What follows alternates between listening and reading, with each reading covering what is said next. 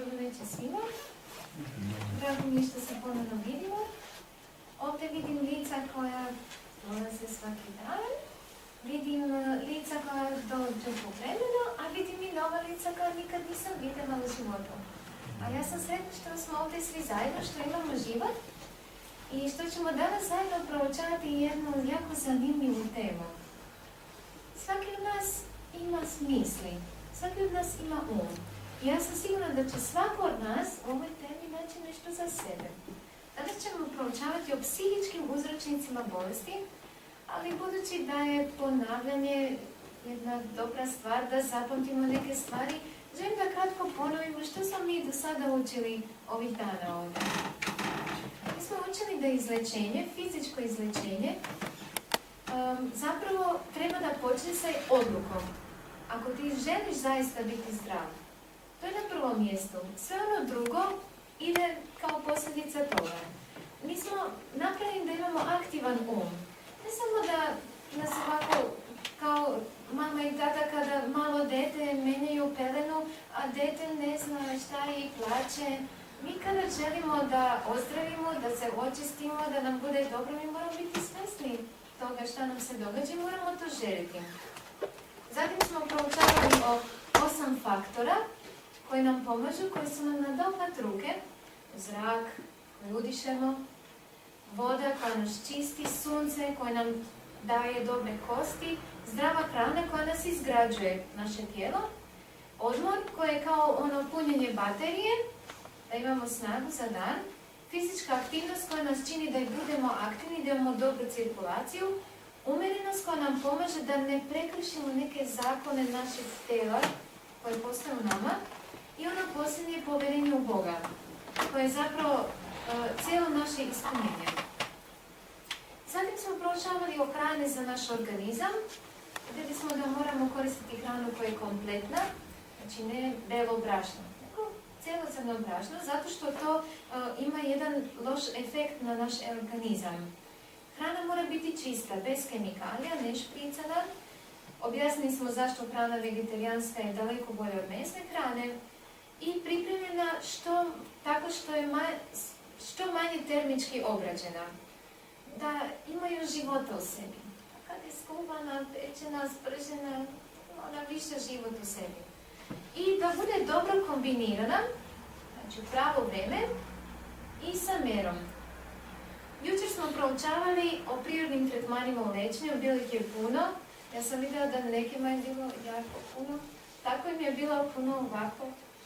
Tako im je bilo puno koliko ih je bilo, ali da mogli smo razumjeti da postoje i za razne bolesti i da zaista djeluju. Dakle, ja sam samo neke spomenula od onih koji su najpoznatiji. Voda, glina koja se stavlja kao oblog, namirnice koje uzimamo kao što su laneno sjene ili ovsene pakuljice, masaža, klizme koje čiste crijeva i čiste misli. A baš ovo posljednje čiste misli, mi ćemo se baviti večeras. I na prvom mjestu moramo shvatiti nešto o nama. Naše tijelo i naš um, oni su povezani.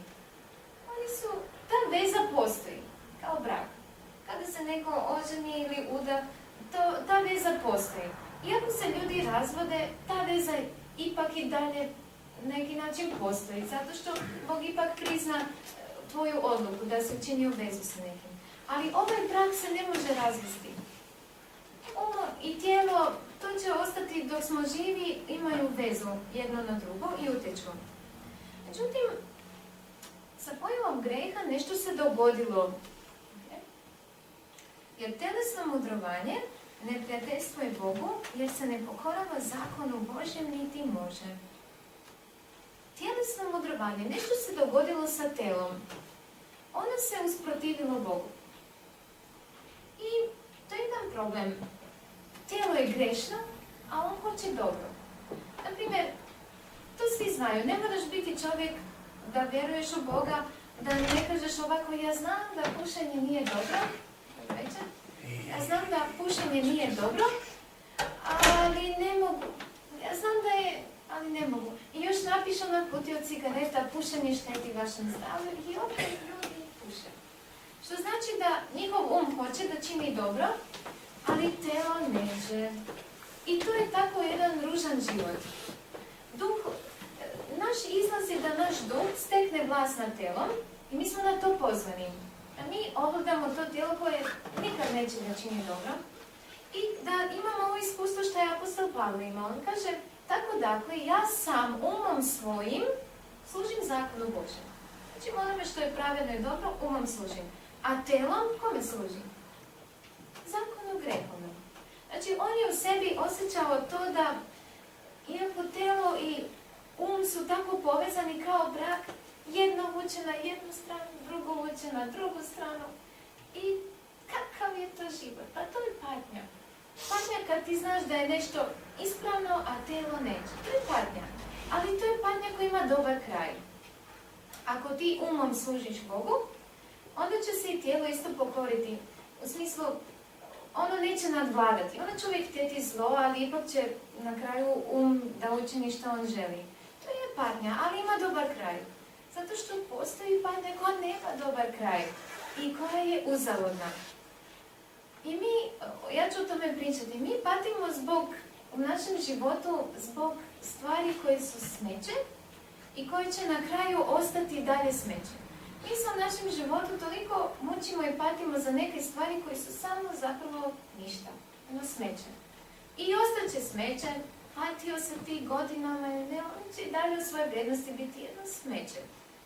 Dakle, činjenica je da patili se mi patnjom koju je imao apostol Pavle koji je htio služiti dobrim stvarima ili patili se mi ovim drugim prolaznim stvarima pokušavajući nekako plivati, ne može se bez patnje. Bio veran, neveran, bogat, siromah, ne može proći ovaj život bez patnje. I mi živimo u sistemu patnje. I ta patnja, ona je posljedica greha. Budući da je čovjek zagrešio, cijeli sustav, cijela zemlja koja je bila pod njegovom upravom i ona je pala pod isti problem. I zato je patnja svude oko nas i ne samo oko nas, nego i u nama. Mi ne možemo izbjeći patnju i da pobjegnemo na neki pusti otok. I tamo ćeš hodati i nabošćeš se na neki trn tamo i opet ćeš patiti. Ili ćeš tamo naći opet neki problem i dođe neki tornado i velika kiša i strušiti kuću. Patnja uvijek ima i da odemo na pusti otok. A ja danas želim govoriti o smeću što ima u našem umu. Mi smo ovih dana pričali o detoksifikaciji našeg organizma, kako tu ima puno prljavih stvari, a ja ću govoriti o smeću što tu skupljamo u našem umu danas. A meni je žao što je subota. Zato što subota je, po onom što ja vjerujem, sveti dan, a ja moram govoriti o smeću. Ali ima jedna dobra vijest da ako želim da subota bude sveta, ja moram sam biti svet i čist, pa zato mi ćemo ovo smeće sada vidjeti, pa ćemo ga baciti da možemo imati lijepu subotu. Mi imamo grupe misli. Naše misli možemo nekako, o čemu mi u životu svemu razmišljamo, nekako svrstati u grupe. I ja sam po onome kako ja vidim ovaj život svrstala naše misli u 4 grupe. Prva grupa su misli o nama kao osobi. Znači, ko sam ja, kako se osjećam, koje su moje vrijednosti. Druga grupa su misli o mom životu. Treća grupa misli su o stvorenim delima, znači znanost, proučavaš tamo nekog insekta ili neku bubu i tako. Onda misli o drugima, zato što smo mi socijalna bića i našim odnosima s drugima. I možete vidjeti da naše misli uglavnom se vrte oko nas sami. Uvijek je to ono ja u našem središtu i tako naše misli se bave najviše nama. To je činjenica, moramo priznati. I budući da mi sve nekako oko sebe tako vrtimo, mi stvari sudimo po sebi. Po sebi sudimo, po mom tijelu. Kako se ja osjećam, tako sudim stvari. I onda dolazimo do krivih zaključaka. Onda dolazimo do krivih postupaka i eto nam život. Nije dobro. Dakle, sve je počelo od misli, oni su se pretvorili u dela, ponovljena dela stvaraju navike, navike karakter i onda tako imaš život i takav si. Onda neki ljudi kažu, ma on je takav. Zašto? Zato što on tako mislio, pa se navikao i postoji to što je mislio. Sad pitanje se postavlja po čemu da sudim. Znači, mi sudimo po sebi. Međutim, hajde da vidimo kako je sudio Isus, koji biblijski izvještaj kaže da on bio bez greha. Po čemu je on sudio? On sudio po sebi. On kaže, kada se obraća onima koji su ga slušali, kaže, vi sudite po telu i gledate na ono što je vanjsko. Ja ne sudim nikome. I ako sudim ja, sudim moj prav. Jer nisam sam, nego ja i Otac koji me posla. Kako čujem, onako sudim. I sud je moj pravedan. Jer ne tražim volje svoje, nego volje Oca koji me je poslao. Znači, po čemu je sudio Isus? On nije sudio onome po što ljudske oči gledaju. Nego on je slušao sud nas Oca, koji stvari vidi odozgo. Ja sam već spomenula u prošlim predavanjima da drugačiji pogled imaš na neko polje kad si na zemlji, a kada letiš avionom iznad onda vidiš, aha, to polje ima takav oblik, ovo polje ima ovakav oblik i ovo polje ovako. Znači, Bog koji vidi sve stvari odozgo i koji vidi prošlost i budućnost, on može dati dobar sud. A mi koji smo ovdje, mi sudimo prema sebi, prema okolnostima oko nas i prema onome što smo mi naučili u životu, da je, eto, to je ispravno, tako smo možda odgojeni. Dakle, u startu moramo postati svjesni da nisu dovoljne naše analize, nisu dovoljne tuđe ljudske analize da bi mi imali čiste ispravne misli, da bi mi stvari vidjeli tačno kako jesu. Isus je kazao, ja sam vidjela svetu. Nije kazao, moja mama je vidjela svetu. I nije kazao, moj brat. Ili nije kazao, teta je vidjela svetu. On je kazao, ja sam vidjela svetu. A nije kazao čak i Mojsije. Nije kazao ni nekog tamo od svetih ljudi. On kaže, ja sam. Ko ide za mnom, neće hoditi po tami, nego će imati vidjelo života. Ko ide za Isusom, on će početi vidjeti stvari tako kako zaista jesu. On kaže, poznat ćete istinu, znači istina je nešto što treba upoznati i ona će vas izbaviti. I ovdje on što je mislio? Nije mislio na fizičku slobodu, zato što imamo primjer ljudi što su bili mučenici, a slijedili su Isusa, a oni su završili u zatvoru, ili su umrli, ili Jovan Krstitelj. On je na kraju završio svoj život u zatvoru. On kad je kazao, poznat ćete istinu, istina će vas izbaviti, značilo je da ćeš ti u svom umu, znajući šta je istina, ti ćeš imati istinsku slobodu zato što neće više vladati tobom grijeh, ono neznanje ili ona neka krivo viđenje stvari. Bićeš slobodan, nećeš znati tačno kako stvari stoje. Isus je rekao, ja sam put i istina i život. Dakle, da bi mi znali šta je put, šta je istina, šta je zapravo istina o ovome, šta je život, onda trebamo pitati njega. On kaže, ja sam. Nije kazao za nikoga drugog. To je stvar sada naše vjere. Međutim, ponekad da bi saznali šta je istina, potrebno je strpljenje. I potrebno je na neki način malo volje. Imamo primjer Pilata. Pilat je poznat i kao povijesna ličnost, pogotovo u hrišćanskom svetu. Pilat je bio rimski namjesnik koji je jednom prilikom kada mu je bio doveden Isus, zato što Židovi nisu mogli kazati ovaj čovjek da umre bez da dobiju odobrenje Rimljana jer su bili pod njihovom vlašću. I onda su oni doveli Isusa tom Pilatu i sad on njemu kažu da on je ovo napravio, ali Pilat, on je već znao da kako Jevreji se ponašaju, on je pozvao Isusa na samo i pitao ga, dakle ti si car, zato što su oni kazali da on sebe carem gradi, dakle si ti car. A Isus odgovori, ti govoriš da sam ja car. Ja sam zato rođen, sad njima Isus objašnjava. Ja sam zato rođen i zato dođem na svet da svjedočim istinu. I svaki koji je od istine sluša glas moj. Rećemo Pilat, šta je istina? I ovo rekavši, kaže ovdje, i ovo rekavši on je sačekao da mu Isus objasni šta je istina. Ne kaže tako. Kaže, ovo rekavši Pilat šta je istina, izađe opet k Jevrejima, zato što je čuo kako oni se tamo viču, gdje je Isus, zašto nema Isusa. Reći im, ja nikakve krivice ne nalazim na njemu. Da, on je kazao istinu, Isus nije bio kriv, ali da li je Pilat saznao što je istina? To je jako zanimljivo što Pilat je imao posebno jedno iskustvo, jer kaže da je čak njegova žena sanjala noć prije nego što će on da se sretne sa Isusom. Ona je vidjela u jednom snu kako je Isus lečio, kako je on umro, kako je uskrsnuo, kako će doći drugi put.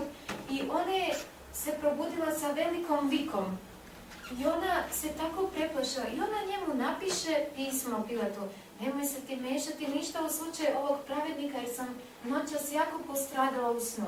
Bio je jedan anđel poslan da njoj pokaže stvari, da i Pilat na neki način, da on ne učini to djelom. I Pilat on je bio uznemiren i tako.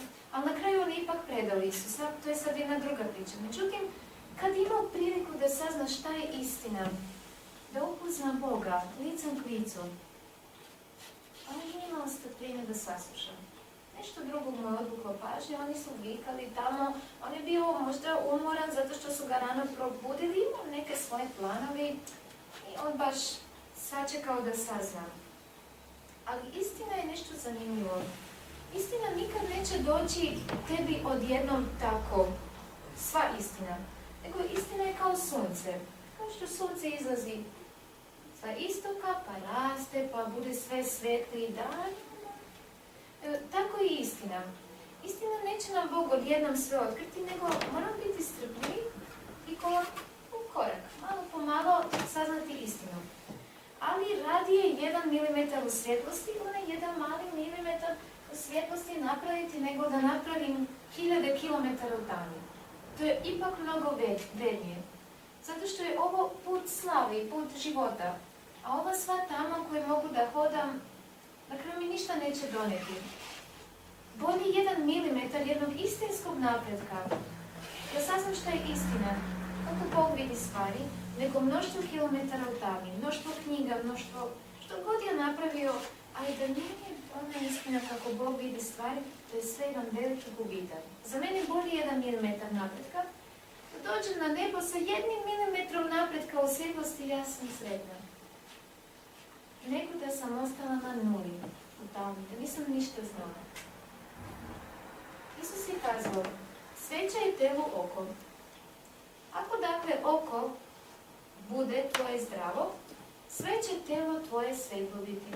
Ako budeš stvari vidio kako jesu, sve će ti biti dobro. I ovo ne znači da neće doći bolest, ali ti ćeš drugačije podnositi bolesti. Bićeš u svijetlu. Nešto se ovdje zaustavilo.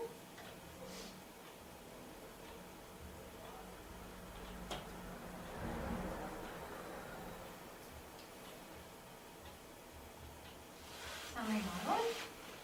Dobro.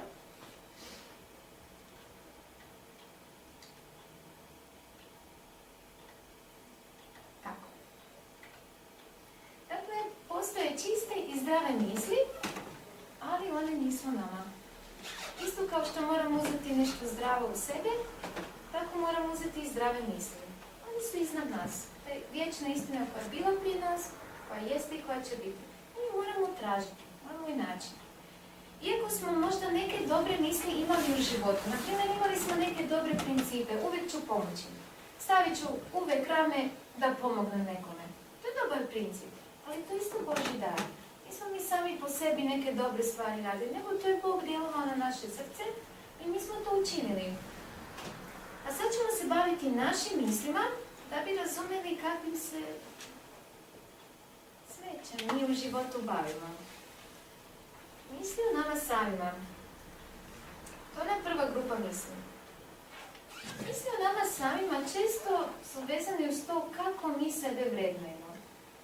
Znači svako traži svoju vrijednost. Koja je moja vrijednost kao osoba?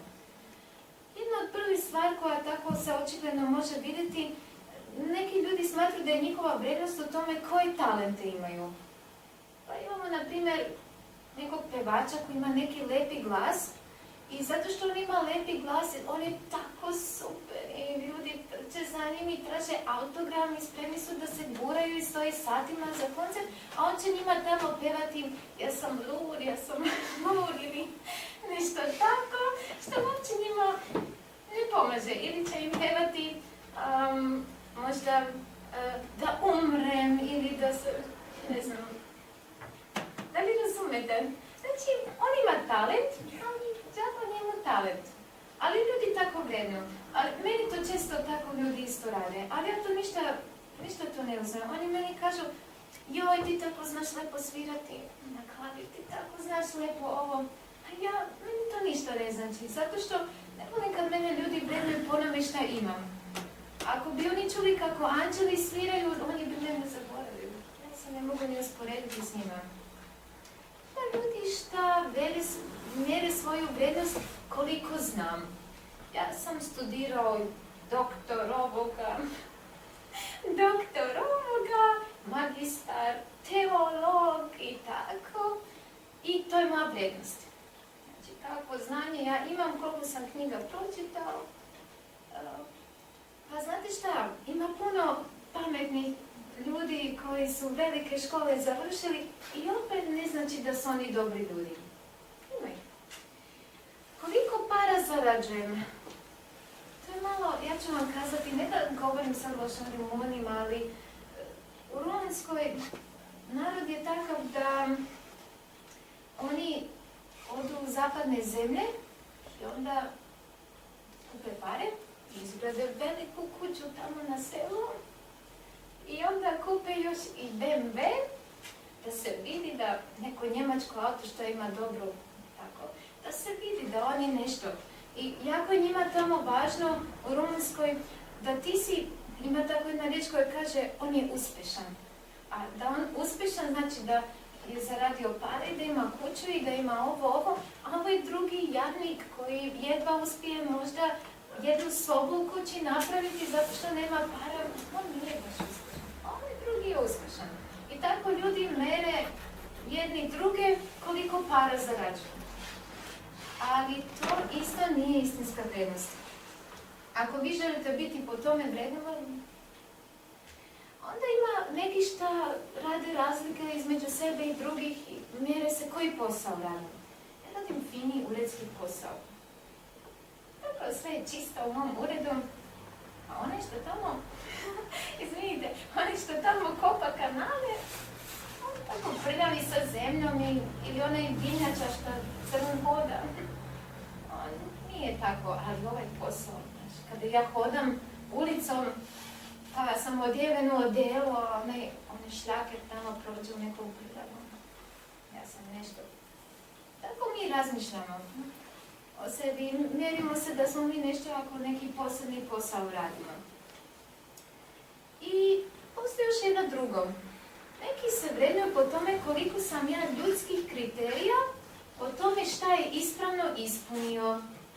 Znači, zato što moja tetka, moja baka, moja mama i tako, ili zato što neki profesor tamo, zato što imamo ovdje i oni koji studiraju ili su studirali, zato što neki profesor tamo ima neke kriterije, onda ja ću biti dobar onoliko koliko ispunim njihove kriterije. I to je najčešće u pitanju religije, taj jedan problem. Ljudi u religijama, raznim religijama po svijetu su postavili neke kriterije. I po tim kriterijama oni se vrednuju. Znači, on je mnogo veći vernik, zato što je on puno više puta postio. On je mnogo veći vernik, zato što je više uložio u crkvu i para dao. I onda ljudi tako smatraju da njihova vrijednost je u tome što su ispunili neke ljudske kriterije. O tome šta ljudi misle da je veliko, onda oni to ispune. I uvijek gledaju šta drugi misle o tome šta je vrijedno. I onda oni to hoće ispuniti da bi neki način se našli u društvu da i njih ljudi cijene. A ovaj šesti, kako izgleda? Kako izgleda? Tako ja sebe vrednujem. Znači malo ću, ono što nije dobro ću malo tako zamaskirati da ne vide i da bude fino onom drugim ljudima što me gledaju, da se njima to sviđa. ako dođemo u grupu ljudi šta sve žene nose kratke suknje, a svi muškarci nose neke blistave cipele, tako, jako, neko posebno odjelo, da bi oni mene primili, ja moram ispuniti te njihove kriterije i da bi bio vredan, inače ne bi se osjećao dobro. Ali imam pitanje za vas, ta moda i to, ti ljudski kriteriji, se ovo vama stvarno sviđa? Da li se ovo vama stvarno sviđa? Ali pogled, ovi njoj plješću tamo. Ona se smeši. Stavila ruku tako. Ja hoću kazati da možda je treba leći kod frizera. Je se ovo stvarno vama sviđa? Ovo je ženska, iako je pokrivena nečim. A ovo je muško. Je se ovo vama sviđa? Izvinite, meni je ovo malo smiješno zato što ja kad razmišljam o tome koliko smeća, kako ljudi razmišljaju, ja sam to prošla u životu, sve te izbore i onda kad vidim, ja ne mogu verovati da zaista ljudi mogu misliti da je to lepo. Stvarno ove cipale baš ne idu stvari, neću više pričati o tome subote da nam ne bude zlo u želucu. Dakle, mi smo skloni tome da što se nešto više ponavlja, to mi smatramo dobrim. Ali da li je to zaista istinska vrednost? Još jedan faktor o tome kako se mi vrednujemo, gledamo, na primjer, koliko prijatelja imam, koliko ljudi se slaže sa mnom, onda sam ja dobar, onda je to je moja vrednost, ako imam mnogo istomišljenika. Ili koliko ljudi me voli. Imamo jedan primjer u Bibliji cara Iroda. Irod, u vrijeme Isusa bio, kada Isus je bio malo veći, jer su bila dva Iroda. Onaj prvi Irod što je zapovedio da se ubiju deca u Betlehemu, ali on je otišao, onda je došao jedan drugi Irod. I taj Irod, on je učinio jedan lošu stvar. On je uzeo ženu svog brata, a ona bila jako zla. I ona nije voljela Jovana Krstitelja zato što Jovan Krstitelj je kazao to što si napravio nije u redu. Ona je htjela da mu se osveti jako. I taj Irod, on je jednom prilikom imao rođendan i onda je se napio tako. Ona je poslala svoju kći da pleše, bila mlada, onda oni svi tako pijani gledaju kako se ona vrti, kako pleše. I onda Irod kaže, a nije razmišljao, reci šta hoćeš i da je pola carstva ću ti dati. Sad vam pokažem, on ima tu vlast, kako će on nju počasovati. A onda se vrati mami i pita, a šta da tražim? A njena mama sad ima šansu glavu Jovana Krstitelja, da se ona njemu osveti. Ova njena kći nije baš tako htjela, ali ona je inzistirala njena mama. I što se dogodilo? Dođe Salome, ta kći šta je plesala i kaže Irodu da hoće glavu Jovana Krstitelja. Ali Irod se plaši, on je vjerovao da je Jovan, nije volio poslušati Jovana Krstitelja, on je vjerovao da je on prorok i tako. Ali onda on čeka, hoće li neko kazati od svih tih njegovih drugova, niko ne kaže ništa, oni su smutijani, niko ne razmišlja, gledaju. I onda se ne osramoti šta je rekao da ispuni, da zapovedi veliki čovjek nestade u sekundi. Oni su mu odrezali glavu, ali tu ne ste pričali Irodom. On imao nakon toga griže savjesti, što je napravio. Ali prošlo vreme, on već tako, ne boli tako više, ta savjest, ništa se ne čuje. I on je počeo sebi laskati da je on već, da je on imao vlast, da on tako jednu osobu, da on ju ubije. Ne samo to, kad je on došao svesti, kada je Isus bio upačen i doveden njemu, Irod je već bio u stanju moralnom puno dolje. A kada je Isus otišao na nebo, on s vremenom se još više pogoršao, taj Irod, i došao je do tačke da je jednom prilikom držao neki govor ljudima o narodu i on se obukao neke jako blistave haljine i svi su ga gledali i on počeo govoriti i masa počela vikati. Ovo ne govori čovjek, ovo govori Bog, ovo je neko ovo. I u svom srcu Irod, njemu se to sviđalo. Ja sada da budem kao Bog, da budem nešto veliko. U tom trenutku Biblija kaže da je anđeo udario jednom strašnom bolešću i on je pred ljudima bio izjeden od crni. On je pred ljudima bio ubijen i ljudi su se splašili. Što znači kada neko se pravi da je Bog ali zašto on došao do te tačke? Zato što on dozvolio da njegovu vrijednost temelji na onim šta mase misle o njemu i on je njemu to prijalo. Imamo primjeri Gospoda Isusa s druge strane. On je kazao, ja ne tražim slavu ljudi, kazao Isus. I imamo njegov primjer da on je toliko ljudima pomogao da sela koje on prošao, ona su ostala čista, nije bio više ni trag, ni jedne bolesti i patnje u selima koje on prolazio.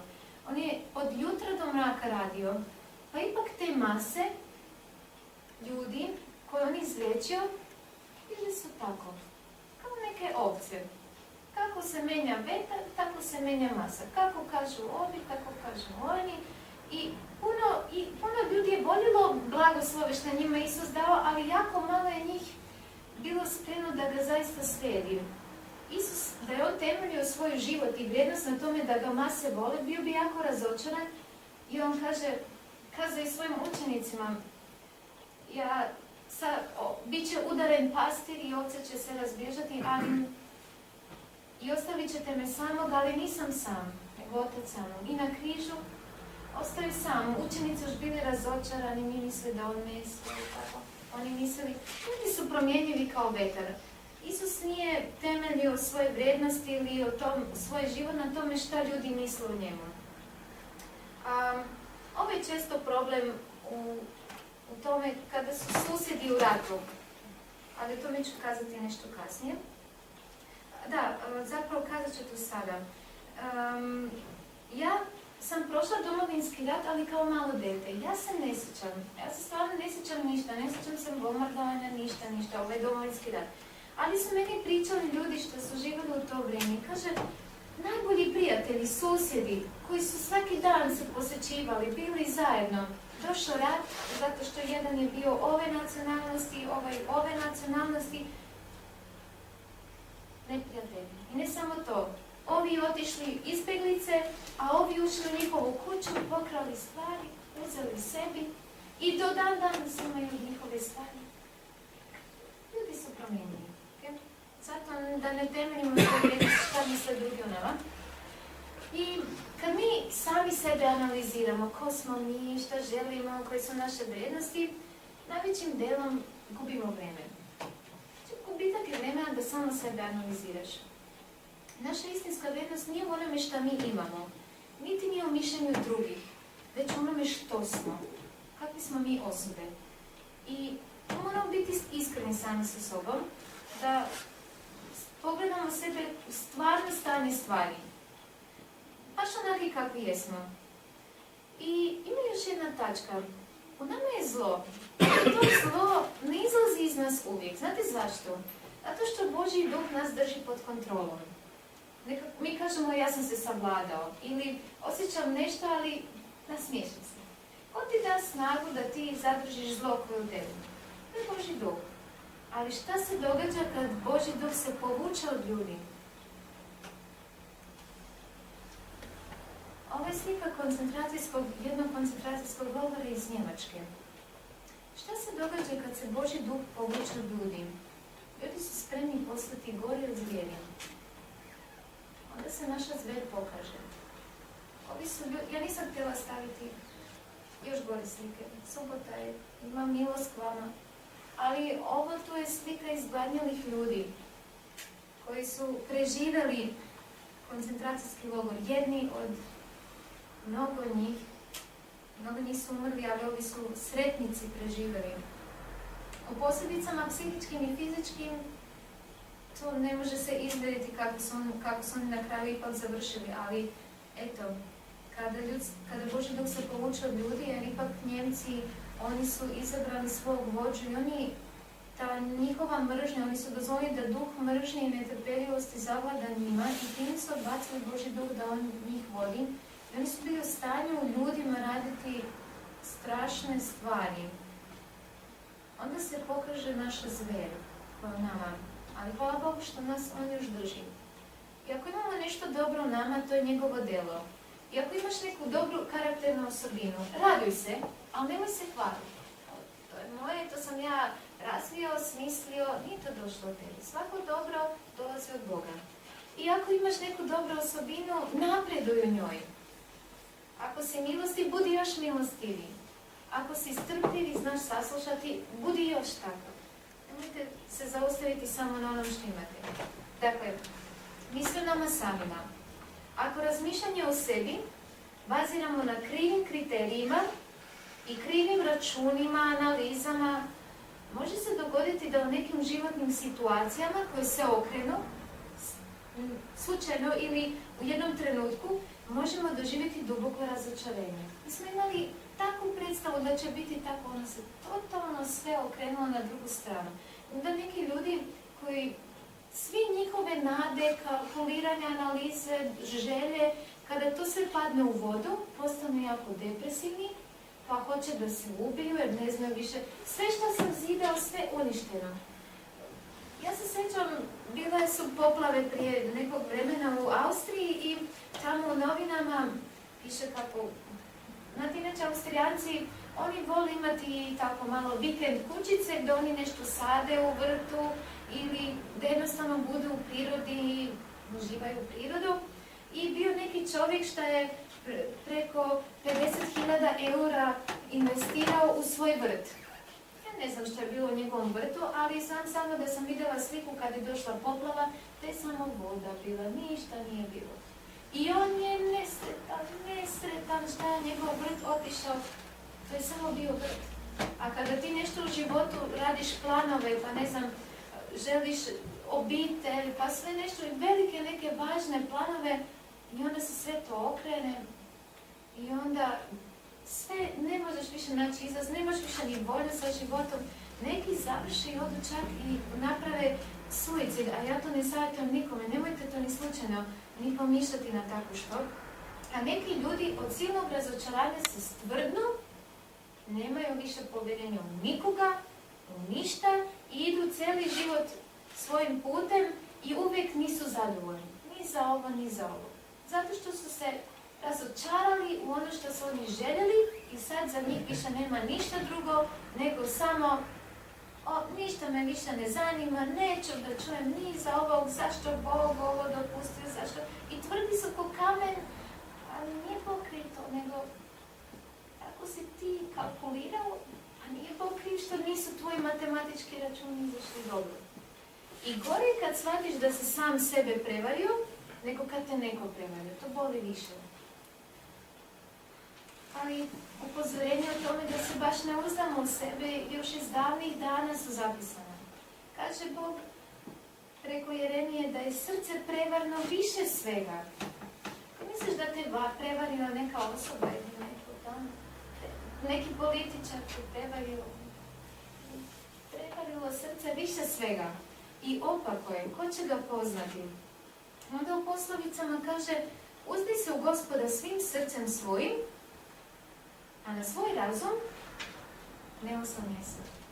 Na svim putima svojim imaj njega na umu i on će upravljati staze tvoje. Znači, Bog će ti pomoći da ti dobro na kraju završiš svoj put. Ne misli samo sebi da si mudar. Ja znam, imam iskustvo 50 godina, zašto mi ti kažeš šta je dobro? Ja sam svašta nešto prošao u životu. Prošao si, ali nisi svu mudrost naučio. Boj se Gospoda i uklanjaj se od zla. Ako si mudar, onda se uklanjaj od zla. Jedan od razloga zašto mi obolimo telesno je ta naša kriva matematika umu. I hajde pogledamo jedan slučaj anoreksije. Znate što je anoreksija? To je bolest kada jedna osoba smatra da nije dovoljno mršava i onda gleda i stalno ima sliku u sebi da nije dovoljno, da je debela i gleda se ogledalo i zato što gleda na one modele što su izgladnju i onda te osobe obole od anoreksije. A zašto? Zato što oni krivo kalkuliraju u svom umu šta je ispravno. Onda imamo primjer nezadrživih želja i strasti. Naprimjer, imaš neku silnu želju ili ti hoćeš biti popularan sportist. Znači, hoćeš da te ljudi hvale, hoćeš da imaš snagu, mišiće, da imaš dobre uspjehe i tako. I imaš tako neke želje ili trku za zaradom da bi ti bio nešto, kao što smo mi kazali danas. Moramo priznati da tako ljudi razmišljaju da je uspješan onaj koji ima para. To je generalno vjerovanje u celom svijetu. Međutim, sve to, tako neke načini našeg razmišljanja, kalkuliranje, želje, sve to nas dovodi da mi u našim odlukama postanemo neumjereni i u našim navikama, kako mi to sprovodimo u delo, i onda dolazi bolest, zato što bolest je posljedica isto neumjerenosti.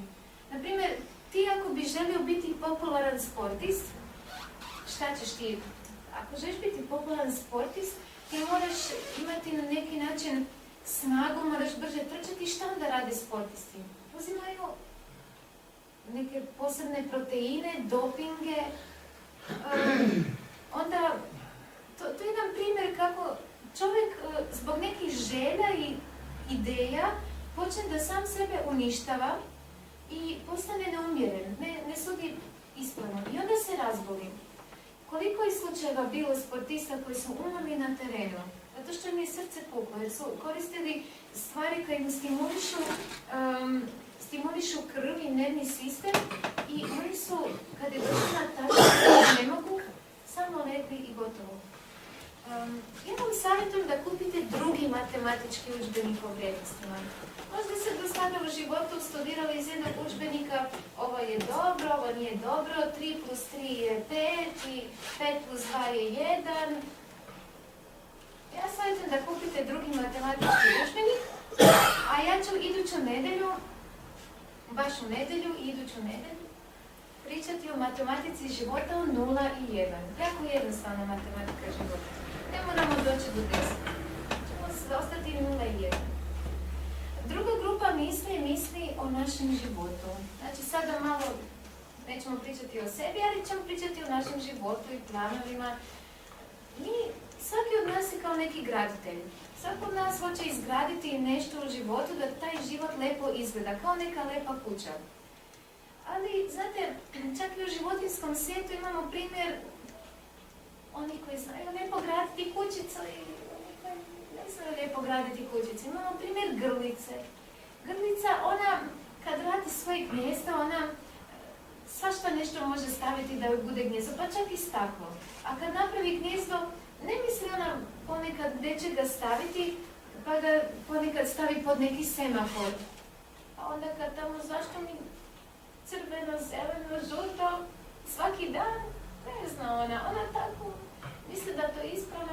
Ili sagradi baš tamo gdje pada kiša i tamo onaj oluk gdje pada kiša i onda kad dođe kiša u velikoj mjeri nema više gnjezda, nema ni jaja, nema ničega više, izgubi sve. Ali grade gnjezdo tako izgleda malo zbrkano, njeno gnjezdo. A lastavica, kako, jeste vidjeli gnjezdo lastavice? To je kao jedna tvrđava. Izgleda slično onom pčelinjoj kućici. Znači, različiti smo graditelji. Neko malo bolje zna svoj život izgraditi, tako neko malo tako nekako. Ali, šta je život za vas? Život koji gradite, ta vaša građevina, što je to za vas? Da li je život za vas da imate stvari, da imate kuću, auto, posao, familiju? To su materijalne stvari. Da li je to stvarno život za vas? Imam jednu vez za vas. To je sve prolazno. Vi to možete vidjeti bez da ste uopće religiozne osobe. Možete vidjeti da sve je to prolazno. I da znate na ovom teritoriju gdje se mi sada nalazimo, prije 500 godina isto su živjeli ljudi i oni su isto gradili kuće i oni su isto razmišljali da imaju neki život I oni su mislili da je to, i onda su oni umrli, pa neko srušio kuću, pa porala se njiva, pa bili ratovi, pa tako. I evo mi danas ovdje živimo i mi isto tako gradimo kuću. Mislim, ovo je život. Sve prolazno. Da li je život za vas kad imam jelo, kuću, pa materijalne stvari i tako dalje, da nabrajam telefone? Kad imam slavu ljudi i poznat sam, je li to za vas život? Što sam ja dosegnuo neku slavu? Neki ljudi stvarno to žele. Neki ljudi stvarno žele biti slavni i za njih je to onda, ja sam najveći, svi me gledaju, pa kad dođu tamo pa slikuju me fotoaparatom, pa to milijuna ljudi, ne mogu ih brojati. Ja kada tamo pevam, onda oni sva tako dižu ruke gore. Nekome je to život, nekome je to vrijedno. Kad imam veliko znanje i mogu čak davati savjete, neko se smatra da je to život, da sam ja dosegnula neko veliko znanje i ljudi meni govore, učitelji, profesori, poštovani, zovu me na televizijske emisije da ja dajem savjete, zovu me ljudi i ja njima kažem, kao iz rukava im sipam savjete. Za nekoga je to život. Za nekoga je život da ima veliku svetlost, a ovo posebno želim kazati onima što su hrišćani. Istina je da kad si hrišćanin, iskreni hrišćanin, Bog tebi da svetlost. Ali, znate li da i ta svjetlost u istini koju mi dobijemo, ni to čak nije život. Nego život je Bog. Ali ta svjetlost koja je u nama, nije to znak da, nije to za mene život. Ta svjetlost koju ja imam što je Bog od mene učinio. Ja neću se oslanjati na ono što je Bog od mene stvorio. Jer mi se ne trebamo klanjati sebi. Imamo primjer Lucifera. Lucifer, kažete, on bio savršen na svim svojim putima u dan kad je bio stvoren, imao je posebne darove koje drugi nisu imali, imao je posebnu svjetlost, tamo se nabraju razno drago kamenje, čime je bio ukrašen, a te drago kamenje blista. Znači, on ima jednu posebnu svjetlost, to su bile neke boje, vjerojatno pomiješane, da kad ga vidiš iz daleka, znaš da je to onaj Lucifer, onaj poseban, onaj prvi koji je bio pored Isusa. Međutim, kaže, ti pokvari mudrost svjetlošću svojom. On je počeo gledati na tu svoju svjetlost, kao da je to njegovo vlasništvo. A nije, to je dar. I mi kao hrišćani možemo isto tako naučiti. Istina, ako ti je Bog dao neko iskustvo, neki karakter, da se ti nešto postigao u životu, to nije to život. To je dar Božji. Život je samo, kao što kaže Isus, ja sam život. A ovo sve drugo su darovi. A neki ljudi, kad razmišljaju o svom životu, oni kažu, ja sam život. Sve ovo drugo mora se meni prilagoditi kako ja želim ili kako ja mislim, to je život. To je za mene život i ja sebe smatram da sam ja život i ja sam početak života. Međutim, Isus kaže, ja sam život. Ne kaže, Elena je život. Ne kaže, moja mama je život. Neki se mole njegovoj mami kao da je ona život. Ali Isus nije kazao da je Marija život. Bog kaže, ja sam život. Ovo treba biti sa jednim O. Nadam se da se neko nije saglasio za to. Zašto je on život? A sve što mi jesmo i imamo i radimo i trudimo se i sva naša dela, cijeli život, zajedno nisu život. Zašto je samo on život, a zašto sve što sam se ja mučio godinama nije život? Pa nisam ja, Isuse, postio za tebe godinama. Pa nisam ja radio velika čuda. Pa nisam ja propovedao, misionirao čak. Isus opet kaže, ja sam život. Zašto je to tako? Zato što mi nismo stvorili sami sebe. Mi živimo zato što Bog to tako želi. Dakle, samo sviđa, ako vam se sviđa ili ne. Ali to je istina. Mi živimo zato što Bog to tako želi. Ali vidite da je Bog, on je jako dobar i on, kad je nas stvorio, on nije nama samo rekao živi. Tako je to, hode, živi, jedi. On je nama dao puno stvari. Jer kaže da Bog stvori čovjeka po obličju svom, muško i žensko, i blagoslovi ih Bog i reče im, rađajte se, množite se, napunite zemlju i, šta kaže? Vladajte njom. Ne samo to, kaže, budite gospodari od riba morskih, od ptica nebeskih i od svih zveri što se miče po zemlji. Bog kad je nas stvorio, nam je stvorio da budemo vladari. Ali šta su ljudi učinili? Znači, oni su dobili ne samo život, dobili su puno stvari, cijelu zemlju su dobili, ali šta su ljudi do današnjeg dana učinili? Kaže, jer kad poznaše Boga, ne proslaviše ga kao Boga, niti mu zahvališe. Hvala ti Bože što si mi dao život, što si mi dao ovu zemlju, što si mi dao... Nismo se zahvalili, nego zaludeše u svojim mislima i potavne nerazumno srce njihovo. Kad se građahu mudri, znači oni umjesto da kažu ovo je Bog napravio i hvala ti Bože što si to napravio, oni kažu pa možda je to nastalo od ove životinje, ova životinja, a možda je to ovako, a možda ovi oblaci, to je sve tako slučajno nastalo, možda ovaj svemir tako neki veliki prasak. Oni su počeli da izmišljaju sami. I kad su se građani mudri, zato što on zna, sigurno je to tako nastalo, šta se dogodilo? Poludeše. I šta su oni napravili? Pretvoriše slavu večnog Boga u obliče smrtnog čovjeka i ptica i četvoronožnih životinja i gadova. Šta to znači? Oni su počeli da se klanjaju onome što je stvoreno. Jer kaže na kraju, pretvoriše istinu Božju u laž i večno poštovaše i poslužiše tvar, ono što je stvoreno, nego tvorca. I Bog zato, kaže, ih prevede u željama njihovih srca. Bog nije sada, znate, neki ljudi su tako kada neko je njih krivo razumio, ide njemu i objašnjava mu i svađa se s njim i tako. A Bog kaže, oni su to sami tako izabrali. Ja sam dao dovoljno dokaza, ali on ih je onda predao. Ako stvarno ne želite da vjerujete, Bog ih prevede u željama njihovih srca. U što? U onu našu nečistotu, jer kad si ti lud, sigurno ne ideš prema čistim stvarima. Da se pogane telesa njihova među njima samima. Dakle, voljeti bilo što je stvoreno, više od Boga, i sama priroda nas uči da je sve to prolazno i uništljivo. Ja volim prirodu i ako bi mogla i da imam neke ogromne ruke, ja bih htjela zagrliti cijelu zemlju. Da imam ogromne ruke. Ja volim prirodu, volim što imamo zeleno, plavo, žuto, cveće, ja to tako volim. Ali Boga volim više. Zato što to sve što je stvoreno, to nije život i to je prolazno. I to se samo tako može uništiti. Ali Bog ne može da prođe, ne može da se uništi. Ako volim i samog sebe više od Boga, opet znači da ja volim nešto prolazno, više od onog što je vječno. Ne sam ja prolazna. Jesam. Pogledajte se ogledalo. Ili, dobro, neko još nema bore. Ali pogledaj sliku kad si bio mala beba. Fotografiju. Bio si jedna mala beba i mogao si dignuti nogu visoko da čak i može staviti palac nožni u ustav. Tako si bio rastezljiv. Ali šta se dogodi s vremenom?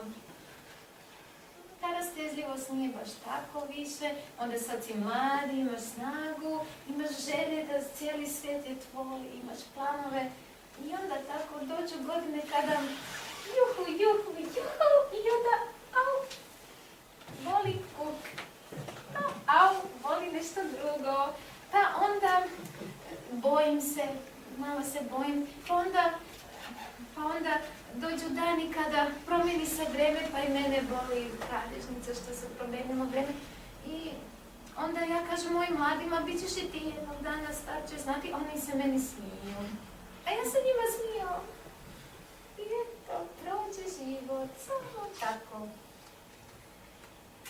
I to nije isto pravedno, da mi volimo više ono što je stvoreno od onoga koji je stvorio. To nije pravedno. Znate zašto? Zato što Bog voli ljude više od smrti. On je to pokazao da ono najdragocjenije što je imao, on je dao.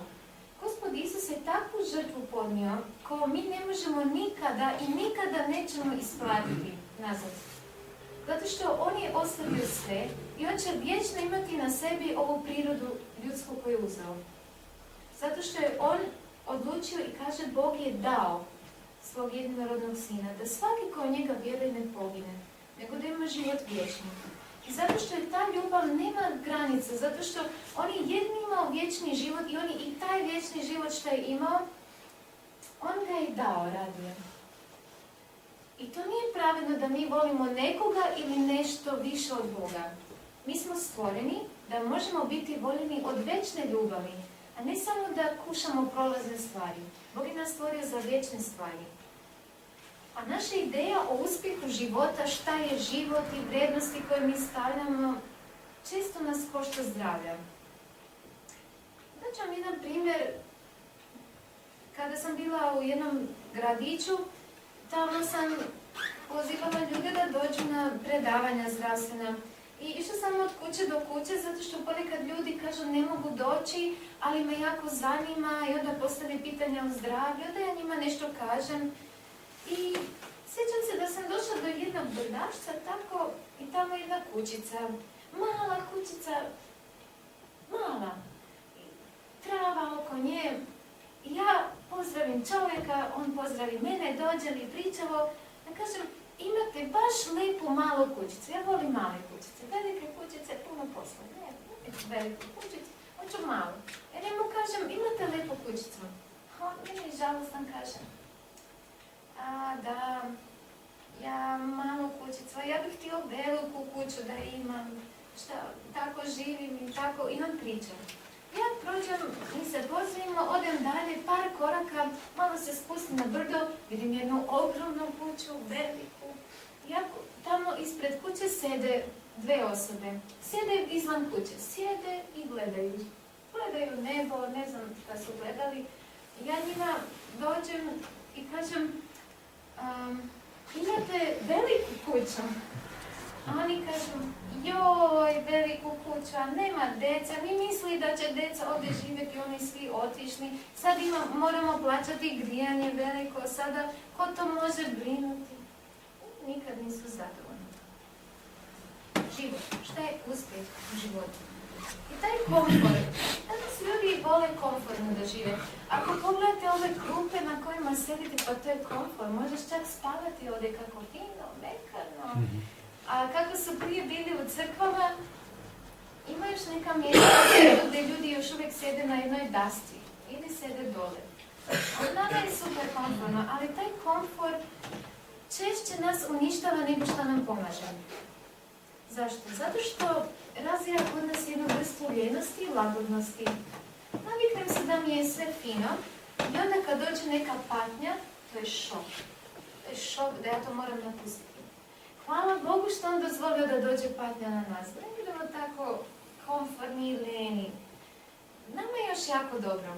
Mi smo zaslužili po tome kako živimo i šta smo mi učinili kao ljudska rasa, mi smo zaslužili da nemamo ništa. Eto, ništa nismo zaslužili. Nama je još jako dobro. A sjetite se uvijek kako su živjeli stari, pogledajte neke slike ako ih ima i nemojte se buniti ako ovaj stol kojeg imate malo se klima. Imate stol, neko nije imao stol. Dakle, naši računi, ideje o životu, želje, brige, misli po kojima mi upravimo cijeli svoj život, mogu da budu jedna kriva uputa koja nas dovede na krivo odredište i imamo krivi kraj. To se sada čini nama neke stvari da su dobre. Kaže, neki se put čini čovjeku prav, činiti se prav. Evo, za svjetlo je taj put, sigurno je tamo svjetlost. Ali kraj mu je put smrti. I to je ta jedna, u životu ovom zemaljskom, to je ta jedna stvar da sve je kao jedna velika prevara. Na prvom mjestu mi se varamo sami sebi, zato što procjenjujemo stvari po sebi. Ali istina je nešto mnogo više iznad nas i realno stanje stvari. I ove stvari što su oko nas i vrijednosti, to je nešto toliko varljivo da mi tu varljivost čak i ne prepoznamo. Ako hoćete znati kako se zove bitka u kojoj mi živimo, svaki od nas, ona se zove prevara. I Isus je kazao, ja sam došao na ovaj svijet da svjedočim o istini. Zašto? Zato što ovaj sistem đavola je to laž. I nama se čini, na primjer, da lišće što je vani u prirodi, da je to sasvim normalno što je lišće pada u jesen. Ali to nije normalno, a na tome ću nešto još kazati kasnije. I nema gore da zaključimo kad se razočaraš samo sebe, kad ti vidiš da samo što se ti želio i planirao i činilo ti se da je dobro, bio si sretan i pun energije, na kraju ne završi tamo gdje si hteo. Evo primjer Petra i njegove karakterne slabosti. Petar je smatrao da je to vrlina kada si ti tako samouveren, hrabar, ćeš pokazati mač, možeš da udariš i mačem i tako. On je mislio da je to biti hrabar i samouveren, da je to neka lepa stvar. Međutim, dogodilo se da prije nego što će Isus biti razapet, Isus je njemu kazao, Petre, ide Sotona da te rešeta, ali ja sam se molio da tvoja vjera ne postane, da ne prestane tvoja vjera. Isus je kazao da će on biti razapet i da će ga svi napustiti, a Petar kaže, ja tebe nikad neću napustiti. On je bio spreman da i umre, junački da umre za Isusa. A Isus je poznavao da on ima jednu slobu tačku. I on je onda njemu kazao, ja sam se molio sam se za tebe da tvoja vjera ipak ne posustane. I on kaže, ti, zaista ti kažem da prije nego što pjeta ukurikne, da ćeš mi se 3 puta odreći. Da li se to dogodilo? Da. To se dogodilo. Zašto? Zato što je Petar nije poznavao samog sebe. On je volio Isusa, to je istina. On je zaista, kad je on mislio da će on dati život za Isusa, on je to i mislio, ali on nije znao koliko u jednoj tački on slab. U kojoj tački je bio slab? Kada je on bio tamo u dvorištu Isusa sude, onda je došla jedna služavka i ona kaže, da nisi ti bio sa njima, sa ovima tu, sa ovim Isusom i tako. A on, čega se on plaše, da će ovi tu šta su oko njega, da će se oni njemu izrugivati. Jer to je bila jedna sakupljenih ljudi koji su tako bili, rugali se ovome, rugali se onome i on u tom krugu ljudi se grijali, šta on je htio slušati šta ovi pričaju u sudnici za Isusa i onda se on uplašio da se njemu niko ne ruga. Jedna slabost koju nije poznavao. I on se toliko razočarao u samog sebe da kad je on shvatio, on je čuo da te pjeta u kukuriće i da se on odrekao 3 puta Isusa, kazao ja ga ne poznam, još je počeo da se tamo pretvara i da još kaže da se kune i da ne znam, da ga ne pozna. I onda pogleda u Isusa, čuje pjetva, a Isus pogleda u njega.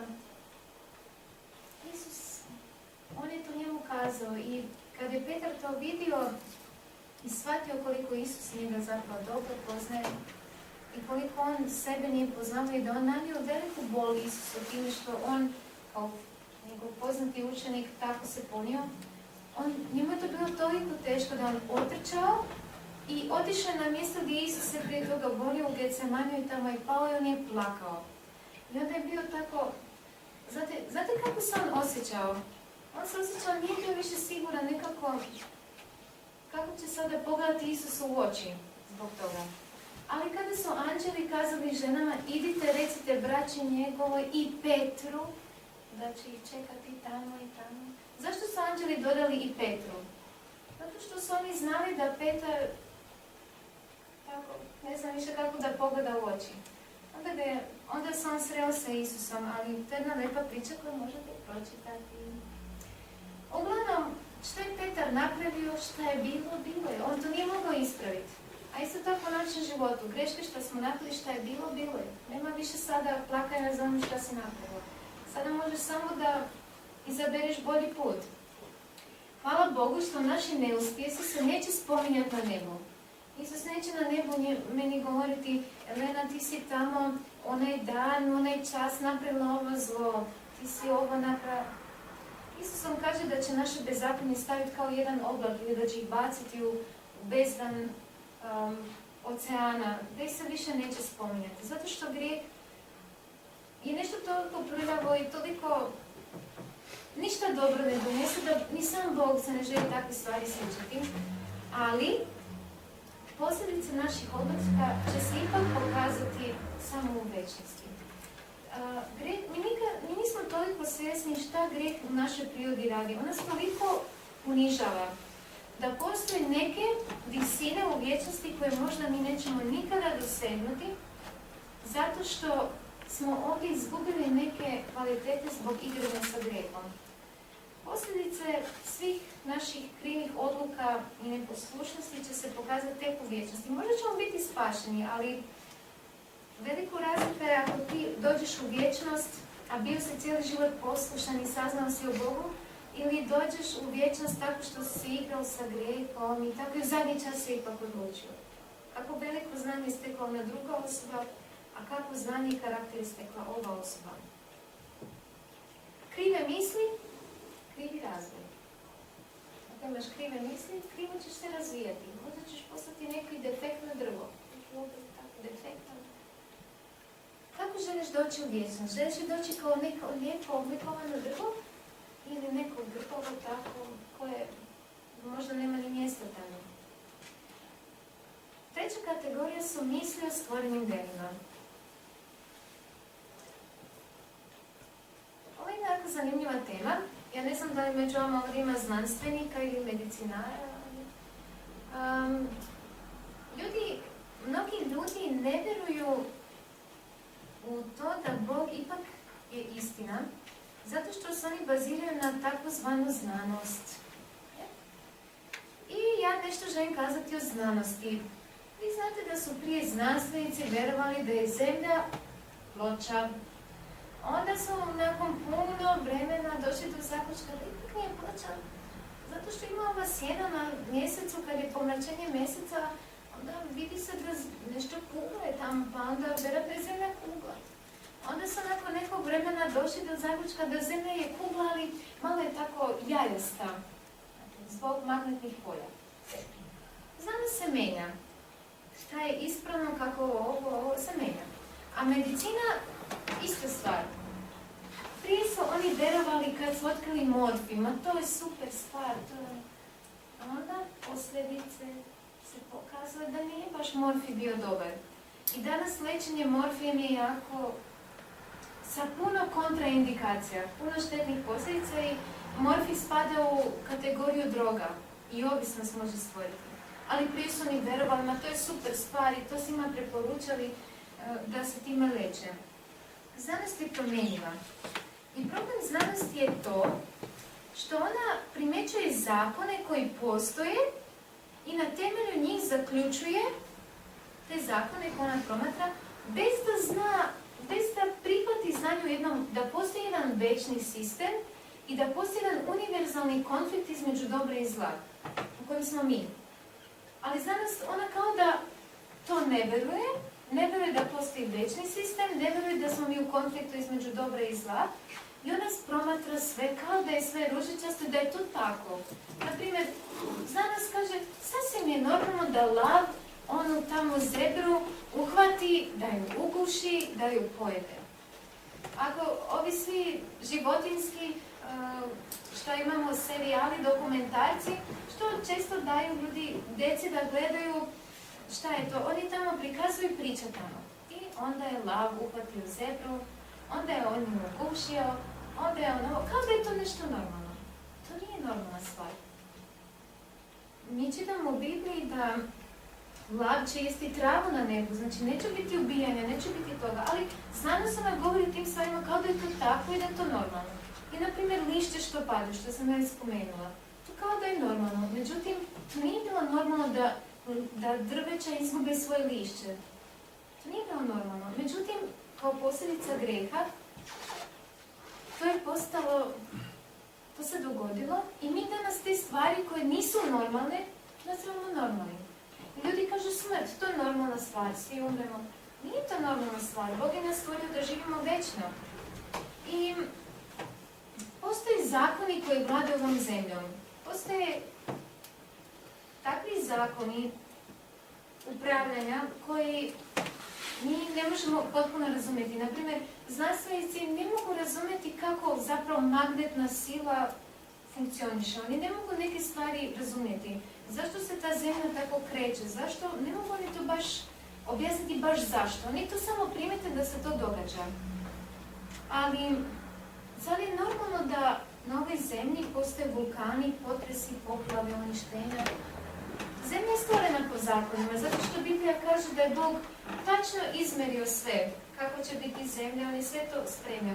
Međutim, događaju se neke stvari koje ljudi kažu da su normalni zakoni, da je to normalno, da zemlja tako, da ona sva ispucanu koru ima svoju, pa onda kada te kore se dodiruju ili ulaze jedno po drugo, događaju se potresi i tako dalje.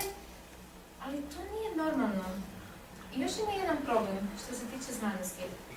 Ona isključuje mogućnost da jedno biće, Bog, koje vlada svime time, može promijeniti zakone u jednoj sekundi. Oni govore o zakonima kao da je to tako bilo uvek, da se to ne menja, onda priča nešto o globalnom zatopljenju, kao da se zemlja zagrijava, pa onda se tope ledenjaci. Ali ja ovdje govorim o nečem puno većem. Imamo primjer potopa. Biblija kaže da prije potopa zemlju je natapala rosa. I dođe Noa i kaže pada će kiša s neba. Oni ne znaju šta voda s neba. Nisu oni znali šta znači kiša. Onda znanstvenici onog vremena, pa svi ovi zakoni, atmosfere nam pokazuju da nema vode šta će padati na nas, sva voda dolazi od ozdo i tako. I oni ubeđivali ljude da kakav potop, kakva kiša s neba, to po nikakvim zakonima znanosti nije moguće. Međutim, u jednoj sekundi Bog je promijenio cijelu atmosferu. I to ono što znanost neće da prizna. Zato je meni to bilo tako veliko pitanje, zašto mnogi znanstvenici, zašto oni neće prihvatiti da jedno biće ipak upravlja time? Znate zašto? Zato što bi oni morali prihvatiti da ne znaju sve i morali bi prihvatiti da ako je to biće zaista upravlja tim zakonima, onda bi oni morali da prihvati njegov moralni zakon. Što znači morali bi promijeniti svoj karakter. A ljudi neće. Ljudi neće mijenjati sebe. I neće da se ponize. Oni kažu ja znam bolje. Ljudski ponos. To je znanost. Vremenska prognoza isto tako se temelji na proučavanju atmosfere, ali koliko puta je vremenska prognoza dala krive informacije? Sutra će biti sunčano, ti izađeš van oblačno. Kako tako? Tako se računa. A imamo još jedan primjer kako su se promijenili zakoni kada je izraelski narod bio toliko pao u greh i radili su strašne stvari da je Bog kazao, bit će suša 3 godine. Nije padalo ni kap kiše, 3 godine. Suva zemlja, svuda. I onda Ilija, kad je prošlo 3 godine, molio se Bogu 7 puta, oblak došao, pala kiša. I u Bibliji nalazimo puno citata gdje God kaže na ovu zemlju neće padati kiša zbog bezakonja što je radio. Ko upravlja stvarima? Ali ima ljudi što kažu Bog, a baš sam znam da pada kiša u mom vrtu. Isus je kazao, vama je i kosa na glavi izbrana. Ako mi sumnjamo da ove stvari, ako mi mislimo da sva ovo što se događa vani i vjetar i kiša i to, da to sve slučajno, to nije slučajno. To sve Bog drži pod kontrolom. I tko se uzdaje samo u te znanstvene metode, znači da on će vjerovati da je istina samo ono što on kao čovjek može dosegnuti. Da li razumijete ovo? Znači, onaj ko vjeruje u znanstvene metode, da je to ispravno, on će vjerovati da je istina samo ono koliko su ljudi uspjeli otkriti. Dovde. Ali ja u nama ako mi imamo tako niski cilj. I znanost je zapravo jedna religija. Bio jedan čovjek što je pričao svoje iskustvo, on je bio veliki evolucionista. On i prihvatio i Boga i sve, ali da nije čovjek nastao od majmuna, njemu je bilo tako teško vjerovati da to stvarno nije istina. I on je istraživao, molio se Bogu da mu stvarno otkrije grešku u tome. A bio je jedan poznati profesor. I on se molio i Bog je njemu pokazao i on je uspio matematički dokazati da to nije tačno. I on sada drži predavanje na univerzitetu gdje je prije predavao evoluciju. On sada na zaključku treba kazati neku reč i on drži predavanje o tome i završi predavanje i pokaže matematički da to nije moguće i kaže zato teorija evolucije nije moguća. I on pogleda profesore koje je očekivao njegovi kolege znanstvenici. Ako si ti znanstvenik moraš objektivno da sudiš i ako si našao nešto bolje, ti ako si iskren, ti ćeš to prihvatiti. Ali on pogleda na njih, oni se zajapurili, zacrvenili u obrazima. I onda je on shvatio da za mnogi ljudi znanost je religija. Oni nisu mogli naći nikakve dokaze protiv, ali oni su u to verovali. I ne samo to. Bilo je istraživača koji su prilikom arheoloških iskopina našli ljudske kosti zajedno sa dinosaurima. Kosti dinosaura.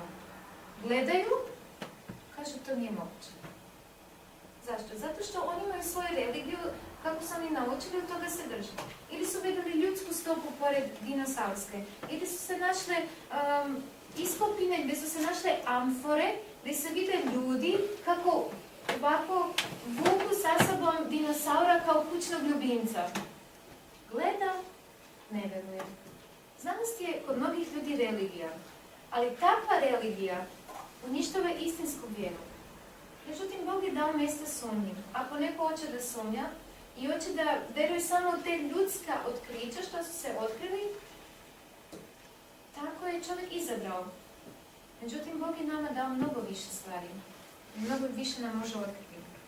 I to je problem kod izlečenja. Često puta smo sreli, ja sam srela pacijente kojima su doktori davali jako male šanse ili nikakve šanse. I oni su se uspjeli izvući. Oni, kada su zamolili Boga da on njima pomogne, mnogima od njih Bog je zaista pomogao i kroz neke metode koje doktorima nije palo ni na pamet, oni su uspjeli da se izleče, da nisu mogli vjerovati doktori. Kako ste to učinili? Kažite meni, čak su doktori njih pitali. Ako Bog kaže jednoj osobi živi, može doktor tebi davati šanse ili ne šanse, ipak je Božja odluka na kraju. I još jedna činjenica je da u nesrećama stradaju i zdravi ljudi. To znači da život naš ne ovisi o tome koliko smo mi zapravo bolesni ili zdravi, nego postoji ipak neke veće kontrole o tome kako ćemo mi živjeti ili koliko. Ti možeš biti zdrav, a da umreš u jednoj nesreći automobila, a zdrav kod red možeš biti. Znači, život nije baš tako da mi sve držimo pod kontrolom. Za Isusa piše da on hodao po svoj Galileji, to je jedna provincija bila. On je učio ljude, propovjedao je, ali kaže da je isceljivao svaku bolest i svaku nemoć po ljudima. I drugi izvještaj kaže da on čak kazao Lazare iziđi, a Lazar je bio mrtav. I on je izašao van. Isus je imao moć da jednom riječju dozove opet život jednoj duši. Isus je daleko iznad znanstvenika i liječnika i zapravo svo istinsko znanje, to nam je samo Bog otkrio. A znanstvenici misle da su oni nešto otkrili, ali Bog je radio na njima da oni u pravo vrijeme otkrili neke stvari. I put izlečenja nije u ljudskim mišljenjima i metodama. Na prvom mjestu tražite pomoć kod Boga, a on će vas onda dovesti do pravih sredstava. Bog radi kroz ljude. Znači, Bog voli da i ljudi sudjeluju u izlečenju drugih. Ali on ponekad neke ljude ne može da izleči zato što oni neće da on njih vodi, nego oni hoće ove metode što su im ljudi kazali, oni se drže kao da je to. Međutim, ako stavimo njega na prvo mjesto, on će nam pokazati put kako da nađemo izlečenje i mi ćemo steći jedno takvo iskustvo i vidjet ćemo da zaista postoji Bog i da on zaista nas vodi do pravog mjesta. Kako da se izlečimo, možemo pomoći onim drugima koji dođu doktoru i doktor kaže žao mi je, nema šanse više. Dajmo ti 2 mjeseca. I četvrta kategorija. To su misli o drugim ljudima i našem međuljudskom odnosu. Mi smo stvoreni da budemo braća. Svi mi. Da budemo kao jedna familija. Svi ljudi, cijeli ljudski rod. Veza koja nastaje između ljudi je mnogo složenija nego što, na primjer, ono što ja u sebi osjećam kad volim jesti urme. Mi smo Makedoniji, urme su poznate, nekada často vide za Srbiju ga traže da uzme urme sa sobom i tako. Ja mogu, na primjer, jako voljeti jesti urme i to u mom umu, to ima jedno posebno mjesto što ja volim jesti urme i tu mi se neka sreća tako javi što volim jesti urme, ali naši međuljudski odnosi su nešto daleko komplikovanije od toga što ja volim jesti urme, u našem umu. Zašto, na primjer, kad se ljudi zaljube, neće ni da jedu od radosti? Zaboravi i urme, što mu se sviđa.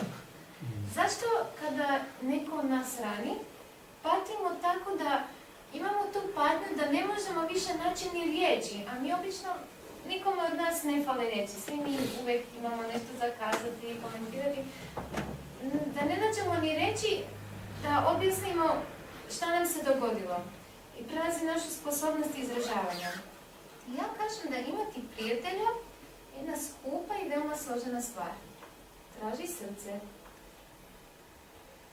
I još jedna stvar, nema smisla analizirati koliko je duboko netko u našem srcu. Koja je granica, dovde ga volim, a tu njegova granica. Te veze međuljudske ne može se to mjeriti. Ničime. Koliko neko izvrši utjecaj na nas ili mi na tu osobu. Jedan njemački liječnik, on još uvijek živi, ima jako zanimljiva iskustva. On je inače otorinolaringolog, uho-grlo-nos liječnik. I on je počeo, kada su njemu pacijenti dolazili, on je počeo da vidi vezu da oni neke bolesti imaju zato što nemaju riješene međuljudske odnose. Imaju problem što su se s nekim posvađali u familiji ili tako. I on je počeo da s njima radi, da on njima da savjete kako da oni reše te probleme. Njihovo izlječenje je došlo samo tako. On gleda, hajde, možda ovo bio jedan slučaj. Što drugi, treći, četvrti, peti slučaj i došao je do zaključka da kada ljudi riješe međuljudske probleme, dođe puno lakše njihovo izlječenje. Čak i potpuno izlječenje. U nekim slučajima. Ako ste bolesni, možda imate nerešene neke međuljudske odnose. I to su neke stvari koje mogu biti podsvjesne i mogu biti kao neki špageti što se vuku godinama. Čak iz djetinjstva. Tako da, možda je bilo dobro da razmislite ako ima neko u vašem životu da nemate nerešeni odnos. Jer moguće da vas to iznutra tako jede, a niste ni svjesni. Evo primjer. Ljudski odnos. Mama i djeca. To je jedna jako zanimljiva veza. Moja mama, ja sam jako sretna što je moja mama jedna pametna osoba. Moja mama me rodila. Prije mnogo godina. Rodila me jedno, ali iako ona mene rodila i vidjela je da sam ja iz nje izašla i nisam više u njoj, ona je mene godinama držala u sebi. I ona sve je osjećala i sve je žela nekako da u sebi reši moje probleme u sebi.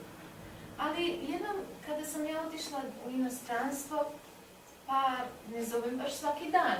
Ne mogu zvati svaki dan, nemam para da zovem, onda mama, zašto nisi nazvala? Zašto ono? Nije to bilo teško, zato što ja sam bila u njoj još uvijek. I oko ona rodila i bila sam velika. A onda, ja sam još uvijek bila u njoj. I prošlo vrijeme, moja mama razmišljala, mi priča i tako. I ona se navikla i ona me onda jednom zauvek rodila. Nakon puno godina. Zato što ona je morala shvatiti da ja, iako sam u njoj rasla, ali nije ona meni dala život. I nije ona moj vlasnik. Ona meni dala slobodu. I zato što ona meni dala slobodu da ja budem što jesam, imamo jako dobru vezu. Mi se jako dobro razumijemo. I to su neke kritične tačke, jer ovdje mnogi roditelji greše. Oni hoće svoje dijete držati pod kontrolom do kraja života. I zato što nije baš tako, ja sam pametniji, mudri, znam put, ali pusti dijete da ono isto padne malo. I pusti ga malo da nauči nego. To je mudrost.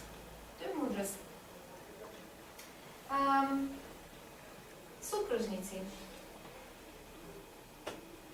Kazala mi jedna osoba, znaš šta, ja sam uvijek mrzela da vidim kako neko kad dođe kući i skine odjeću i onda ju ostavi dole na podu i ode i svojim putem i uvijek kad dođem kući bačene haljine na podu. I ja svom suprugu, ja njemu govorila, nemoj tako, ajde nemoj više ovako, pa ja to pokupim, pa svašta nešto probam, dok na kraju nakon dugo vremena sam i ja počela isto tako ostaviti odjeću, idem svojim putem. Šta hoću kazati? Da, često kada se neko uda ili oženi, onda ako ti ne prihvatiš tu osobu tako kako je, onda će ti smetati što ostavila to na podu. Onda će ti smetati zašto gleda sada nogomet. Onda će ti smetati ovo. Ako si supružnik, moraš prihvatiti osobu kakva je. A ti nju voli. Voli ju tako kakva je, iz principa. A onda ćeš vidjeti da ta ljubav je nešto mnogo bolje i veće, što osoba će nakon nekog vremena početi vidjeti da je to mnogo bolje nego ove druge stvari. Neću se dugo zadržavati na ovom, zato što je jako vreme brzo prošlo, ali ste dobri slušači, još niko ne spava. Još malo? Evo odmah, ja ću se požuriti. Onda imamo još jedan primjer. Baš interesno, nema razloga si. Vi ste došli? Ti možda sediš do sabanje kasno da ide. Nedorazbiranje. Imamo još jedan primjer rodbine. Rodbina često ima očekivanja od nas. I ja moram tako raditi zato što tako mi je rodbina kazala, zato što moramo zajedno imati ovaj ručak i moramo baš tu hranu da jedemo, što mene boli uvijek želudac od nje. I ti međuljudski odnosi budu ponekad za nas teret, zato što moramo ispuniti neke forme i ako mi smatramo da naši međuljudski odnosi se trebaju temeljiti na tim formama, to nije stvarni odnos.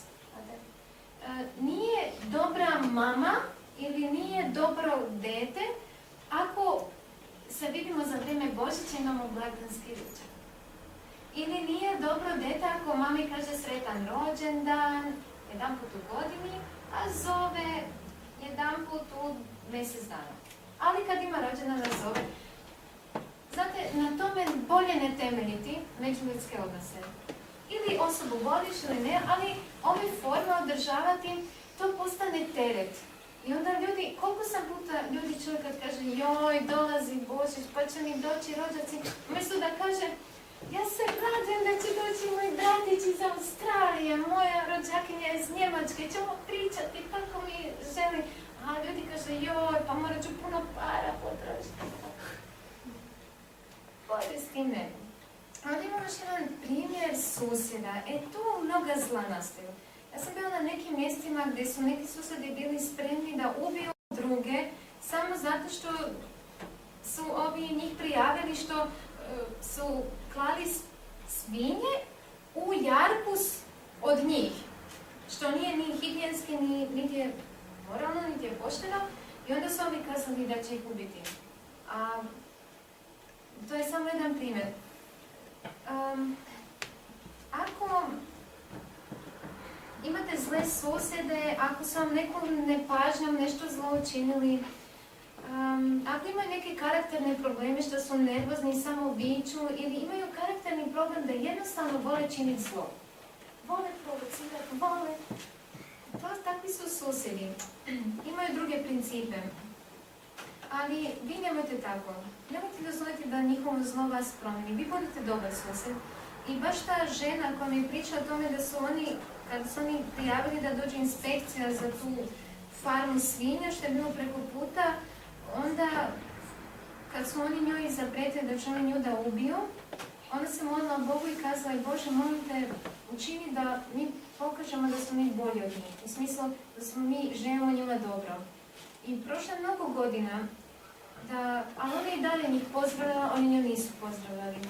Oni su njima učinili nešto dobro, pomogli i malo pomalo su ovi počeli pozdravljati. Ali su godine prošle. Ti budi dobar susjed. Ako tvoj susjed nije dobar, budi ti. I ovo tu, ovaj posljednji primjer kada imamo neke kolege, to su isto naši odnosi, međuljudski suradnici, misionari, i tu često puta dođu problemi zato što on ima svoju metodu rada, ti imaš svoju metodu rada. I tu mogu biti poremećeni naši međuljudski odnosi, zato što ne podnosim tu osobu, zato što on uvijek tako hoće raditi, jer ne podnosim ovo.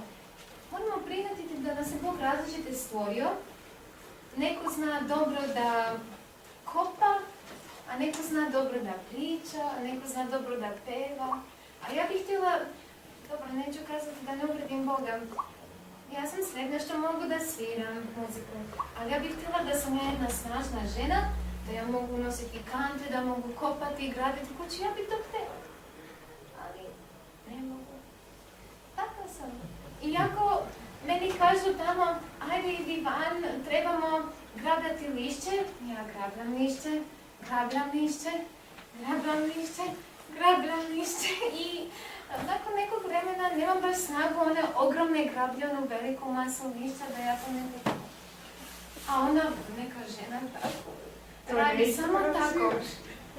A ja mogu njoj da pevam usput, ali ne mogu joj baš pomoći. Da me razumijete, ali ona me mora prihvatiti da sam ja slabija, ja moram prihvatiti da ona je jača. I da možda kad dođe u kor pjevati, da će pjevati falš. Svako ima svoju jaču ili slabe strane. Koje je rješenje onda? Sudimo pravedno, sudimo van sebe. Ja sam pričala o mudrosti na početku, o tome da naš um je jako ograničeni. Mi sve što sudimo po sebi, ali mi se ne možemo uzeti u sebe. Mi smo prolazni. I sudite van vaših povređenih osjećanja. Tražite sud koji je izvan vas. Nemojte dozvoliti da vas zlo drugoga obuzme. Ako neko ti nešto loše kaže, nemojte dozvoliti da isti duh uđe u tebi i da ti to učini, zato što to uđe u tvoj karakter. I samo si se intoksirao.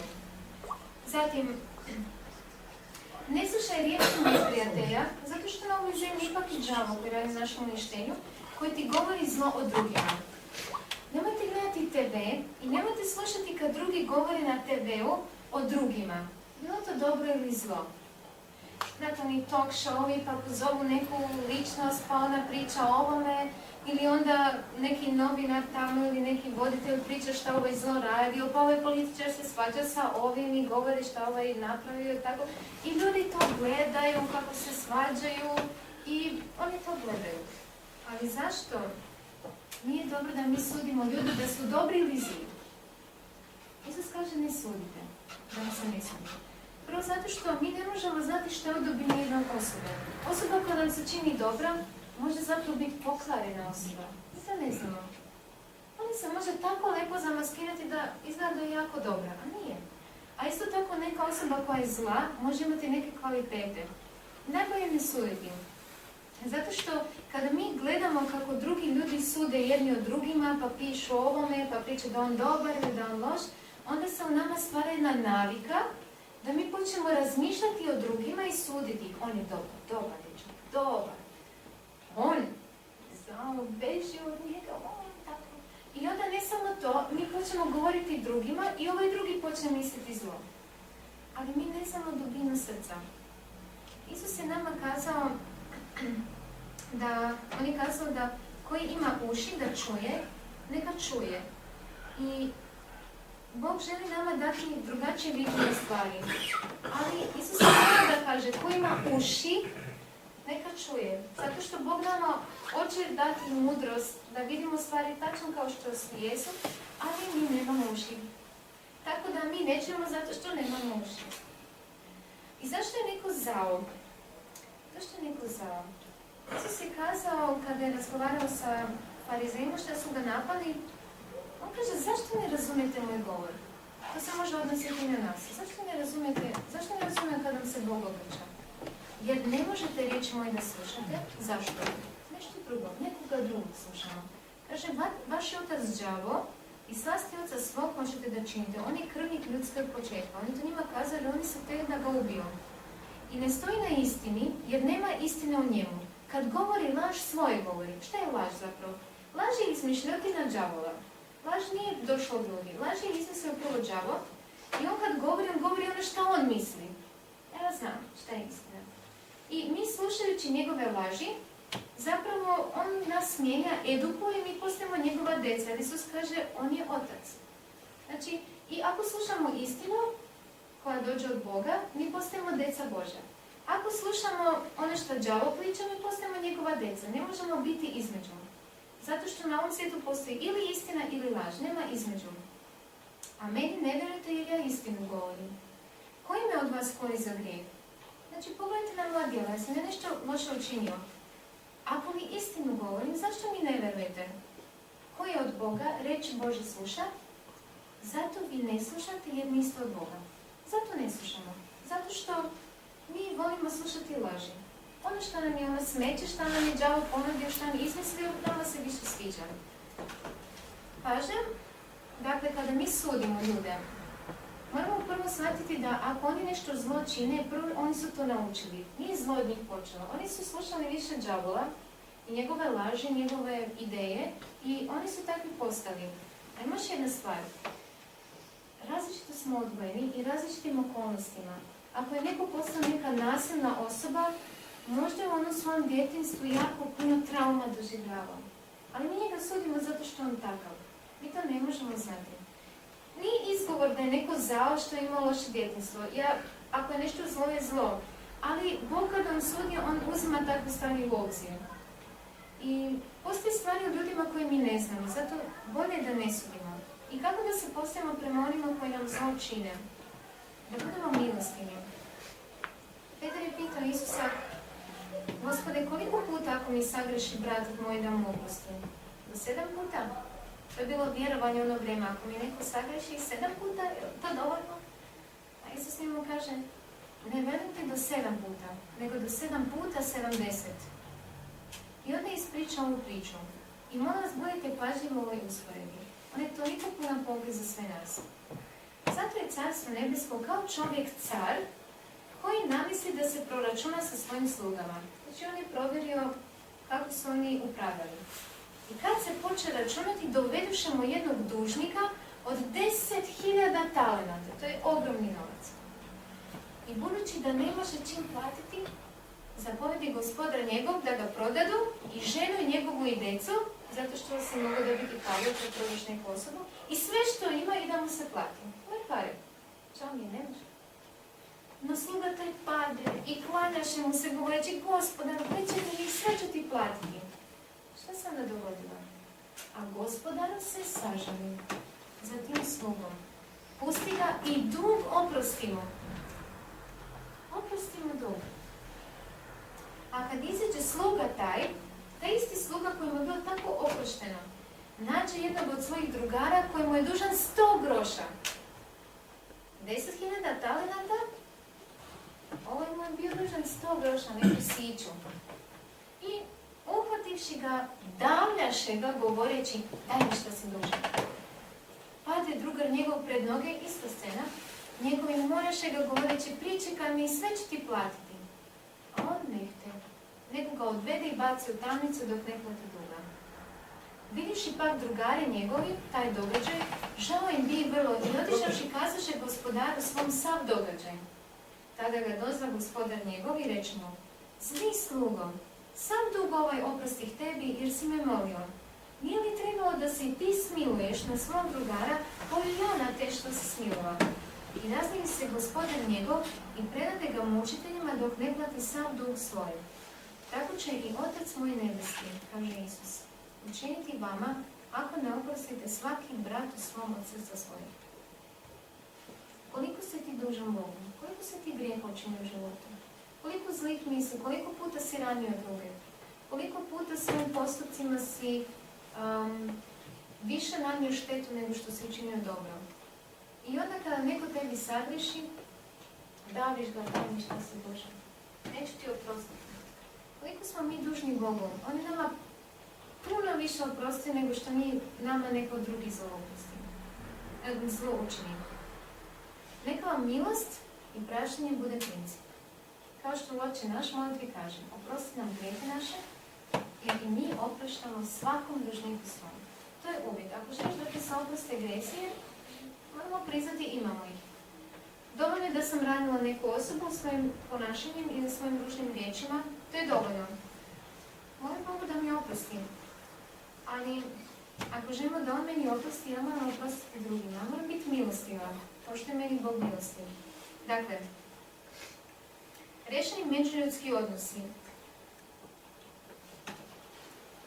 će biti onda kada tvoj princip je milost, dugo trpljenje, svi smo mi u borbi, svi smo mi imamo defekte i probleme. Praštanje i razumijevanje ljudi. Saslušaj osobe, ti ne znaš kakav je život imala. Neka to bude tvoj princip i imat ćeš rešene međuljudske odnose. I još jedna stvar, nemojte imati očekivanja od ljudi. Bolje da daš nego da nešto očekuješ od ljudi. Ne smislu samo materijalno, nego nemojte očekivati da će ljudi vam biti uvijek zahvalni za sve što radite. Bolje dati. Možda Bog baš dozvoli da neka osoba koja prođe ili učini nešto što vas sablazni, što niste očekivao, a što je u njegovom planu da se oblikuje karakter.